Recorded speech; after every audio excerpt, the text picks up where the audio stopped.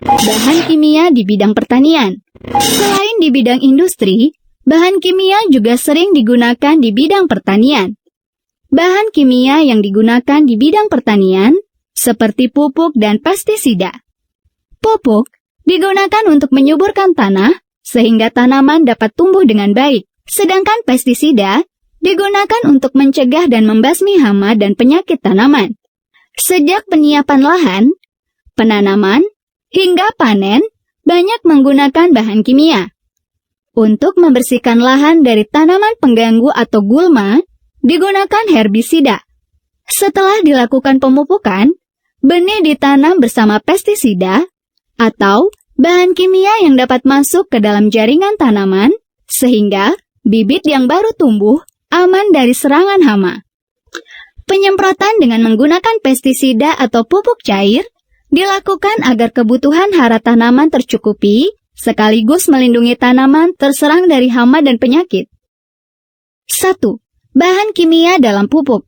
Ada sekitar 16 unsur hara yang diperlukan oleh tumbuhan agar dapat tumbuh dengan subur, yang dikelompokkan ke dalam unsur makro dan unsur mikro. Unsur makro adalah unsur hara yang diperlukan tumbuhan dalam jumlah yang besar, yaitu unsur nitrogen atau N, fosfor atau P, kalsium atau Ca, kalium atau K, magnesium atau Mg, karbon atau C, hidrogen atau H, oksigen atau O, dan belerang atau S. Sedangkan unsur mikro adalah unsur hara yang diperlukan tumbuhan dalam jumlah sedikit, yakni unsur natrium atau Na, klorida atau Cl, besi atau Fe, mangan atau Mn, seng atau Zn, kobalt atau Co, dan molybdenus atau Mo.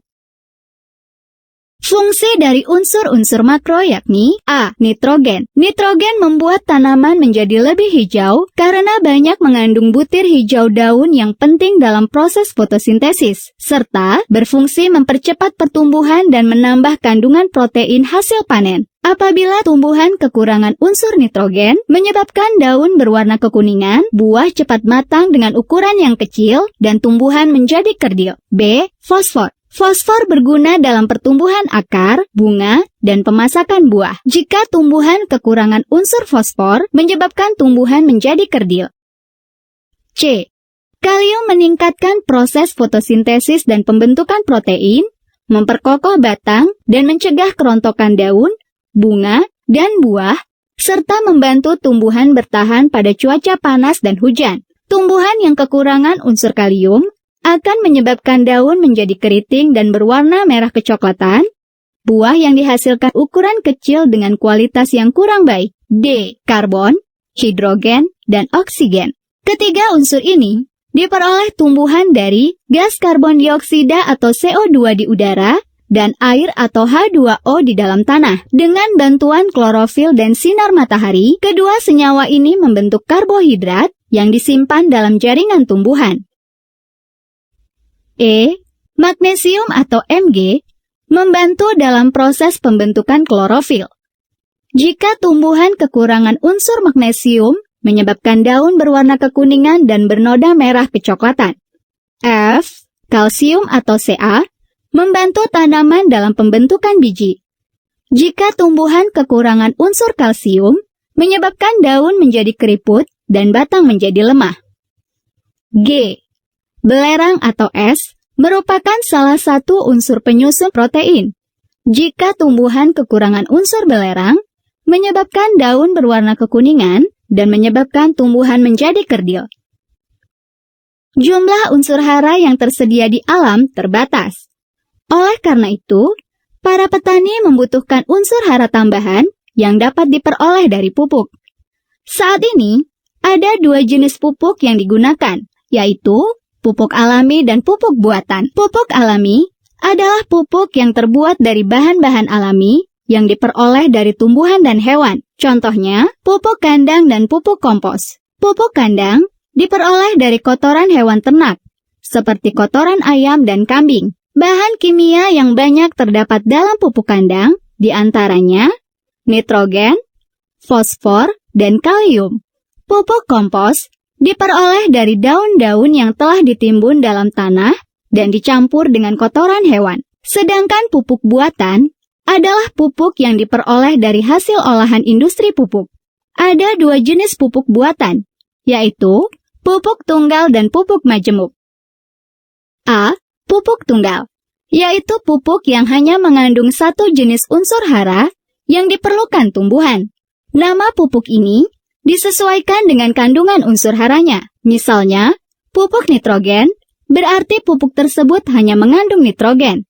Contoh jenis pupuk nitrogen adalah pupuk urea dan pupuk ZA. Pupuk urea yang terdapat di pasaran mengandung nitrogen sebanyak 45% sampai 46%. Pupuk urea dibuat dari reaksi antara gas amonia atau NH3 dengan gas karbon dioksida. Sedangkan kadar nitrogen pada pupuk ZA berkisar 20% sampai 21%. Pupuk ZA dibuat dari reaksi gas amonia atau NH3 dengan asam sulfat atau H2SO4.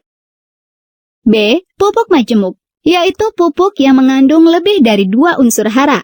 Misalnya, pupuk NP berarti mengandung unsur nitrogen dan fosfor.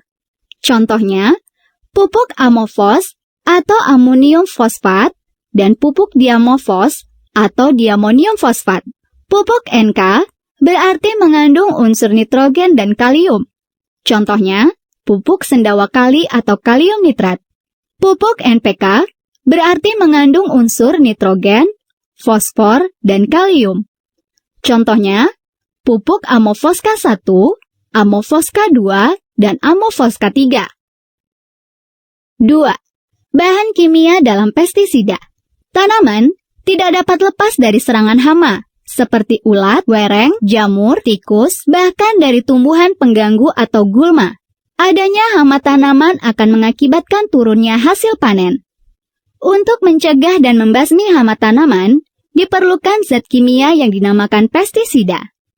Pestisida merupakan bahan kimia yang digunakan untuk memberantas hama tanaman. Pestisida meliputi semua jenis obat atau bahan kimia pembasmi hama yang digunakan untuk melindungi tanaman dari serangan serangga, jamur, bakteri, virus, tikus, bekicot, nematoda atau cacing, dan sebagainya. Berdasarkan asal dan sifat kimianya, pestisida digolongkan menjadi 2, yaitu A. Pestisida alami, yaitu pestisida yang dibuat dari bahan-bahan alami.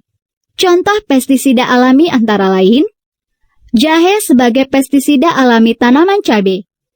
Aroma bunga lavender dan minyak cengkeh dapat mengusir kutu baju, nyamuk, kecoa, dan lalat.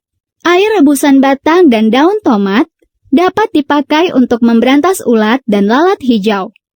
Nikotin dihasilkan dari ekstrak daun tembakau.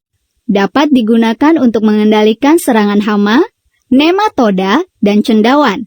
Ekstrak dari piretrum yang digunakan untuk mengendalikan serangan hama dan tungau pada tanaman buah dan sayuran.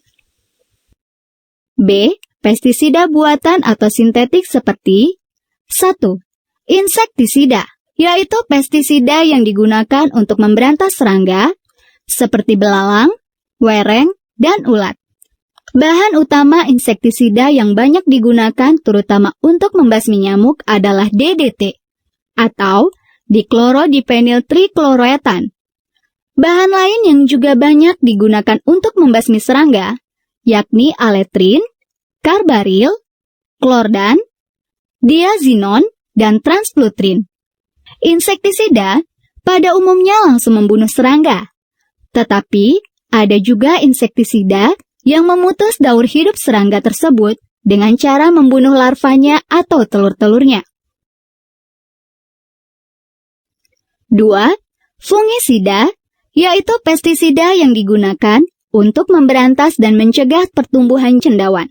Bercak yang ada pada daun, karat daun, busuk daun, dan cacar daun disebabkan oleh serangan jamur.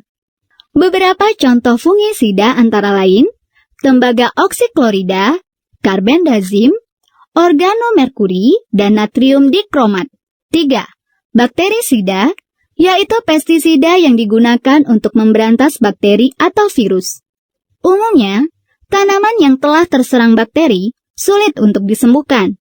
Oleh karena itu, bakterisida biasanya diberikan kepada tanaman yang masih sehat.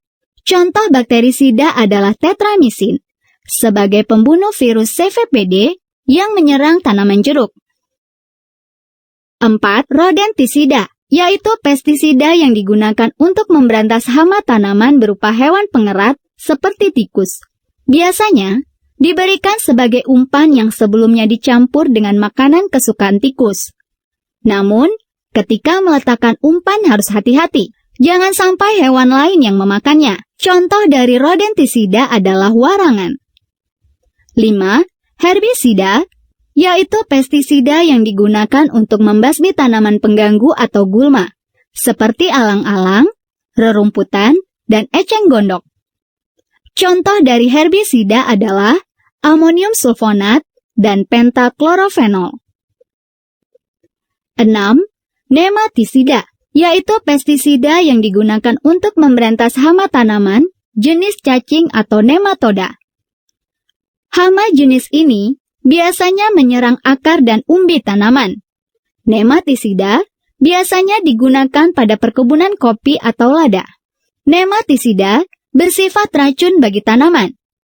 Oleh karena itu, pestisida ini harus ditaburkan pada tanah 3 minggu sebelum musim tanam.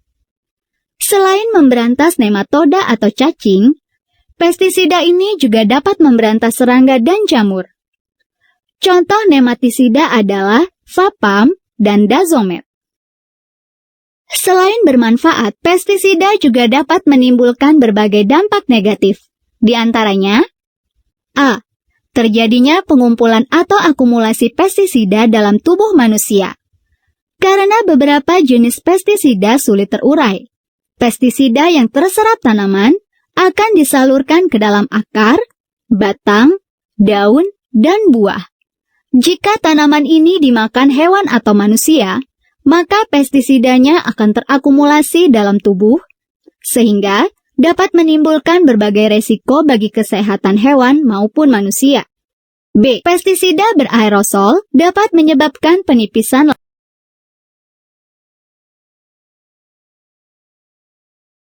dapat meningkatkan jumlah penderita kanker kulit serta penderita katarak. C. Munculnya hama spesies baru yang lebih tahan terhadap pestisida.